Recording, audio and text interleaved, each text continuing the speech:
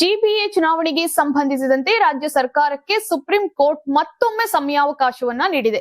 ಈ ಮೂಲಕ ತಕ್ಷಣವೇ ಚುನಾವಣೆ ನಡೆಸುವಂತಹ ಒತ್ತಡದಿಂದ ಸರ್ಕಾರಕ್ಕೆ ಸದ್ಯಕ್ಕೆ ರಿಲೀಫ್ ಸಿಕ್ಕಂತಾಗಿದೆ.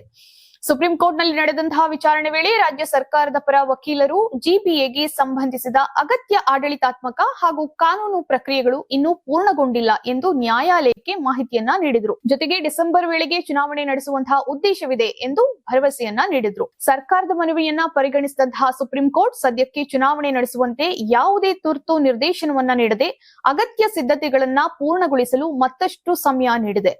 ಗ್ರೇಟರ್ ಬೆಂಗಳೂರು ಅಥಾರಿಟಿ ರಚನೆಯಾದ ಬಳಿಕ ಹೊಸ ವಾರ್ಡ್ಗಳ ಪುನರ್ವಿಂಗಡಣೆ, ಮತದಾರರ ಪಟ್ಟಿಯನ್ನ ಪೂರ್ಣಗೊಳಿಸುವುದು ಹಾಗೂ ಆಡಳಿತಾತ್ಮಕ ಸಿದ್ಧತೆಗಳು ಪೂರ್ಣಗೊಳ್ಳಬೇಕಾಗಿರುವಂತಹ ಕಾರಣ ಚುನಾವಣೆ ವಿಳಂಬವಾಗುತ್ತಿದೆ ಎಂದು ಸರ್ಕಾರ ಈಗಾಗಲೇ ತಿಳಿಸಿತ್ತು.